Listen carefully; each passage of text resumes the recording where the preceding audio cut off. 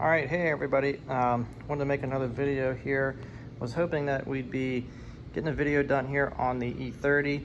However, just haven't had a lot of time to work on that, and I've been trying to set up to where we can make a video and I can kind of show you process. We want to do a camshaft removal, so getting kind of everything set up for that. But in the meantime, I wanted to post up another video here, show you what else I'm working on, and I do have, you can see here on the floor, tools and parts and things everywhere.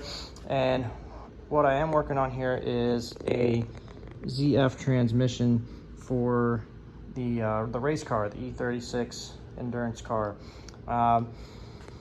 Because some of you may know, we had some issues with that car with the current transmission that's in it. It's actually the second transmission that we put in that car.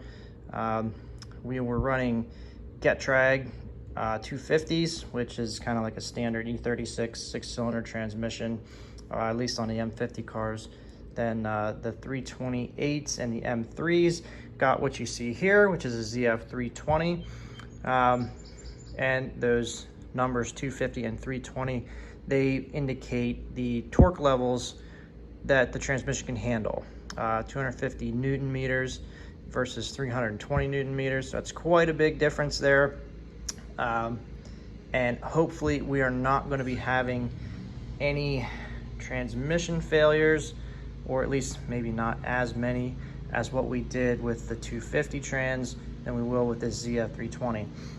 These were behind E36 M3s, so they're actually pretty stout. This is also about the same size of transmission that was behind the 3-liter V8 that was in the 530.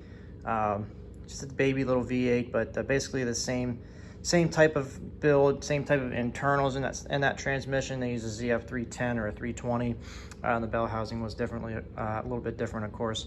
But so I kind of learned on this. We had some tools, we had some repair instructions, and the big thing here, I got this transmission for free with a known issue.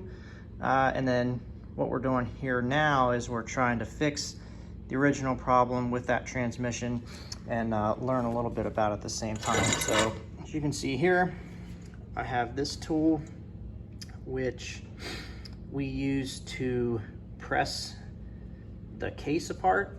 Basically this is bolting in here to the bell housing area, and then inside of that tool it's pushing here on the top of the input shaft. And once we figured out all of the pins in the side of the case here to remove, you can see these open holes in the side of the case, and there were pins in there that are holding various things over here on the side. Once we got all those removed, and then reluctantly found out that there is a snap ring here underneath the front input seal, as well as a shim right in here. Once we got those out, the case came right apart. And then what we have here is what we see. So the issue with this transmission, kind of self-induced by the last person that worked on it, which is no fault of him. I mean, it was a learning experience for him. Things happened, but he was replacing the detents in it, and we had some issues. Some parts, I think, fell inside and caused a ripple effect of trying to fix it. So basically, when I got this thing, it was all assembled, but the input shaft wouldn't move. So a little bit of digging, I messed around with it a little bit. I took some of these pins out in the side of the case, and as soon as I did that, I was able to free up the input shaft here. So when we started looking at it, it looked like the pin that goes into here in this little lock lever right here, every time I put that pin in and tighten it down is when the input shaft would stop moving. So my thought was, this is probably bent. And now that it is out and I'm looking at it, it definitely is bent. Well, you probably won't be able to tell too much, but it does have a little bit of a bow in there. And basically what's happening is when the pin goes in here and it puts pressure on that, it's contacting this gear right here and essentially just kind of locking that in place so we can't turn it. So what I'm going to be doing here is we have a new lever, a new lock lever over here. I remember where I put it. Yep, it's right here. So we have this part. We have new seal, clips, exhaust parts, and detents, everything to go back together. So we have all the parts that we need. From here, I think there's only a couple more of these pins to take out, and then I should be able to get that lever swapped out. Once that's done, it should be just as simple as plopping this thing back together, putting the detents in, and we should be good to go. So I was not able to find a lot of information about working on these things. Watched a couple of videos online of some guys trying to get these apart, and just couldn't find a whole lot. So hopefully shedding a little bit of information here on this. Now this tool, it is a BMW tool, but we did have to make a custom steel plate down at the bottom. So that plate is bolted there to the housing, and then this is pressing against the input shaft while pulling against that steel plate. So we did have to modify the tool to get it to work, but this is basically how we would do it if we were ever working on these, you know, in the shop. You know, here's some repair instructions that I was able to find on how to do this, and get you a better picture here. You can see there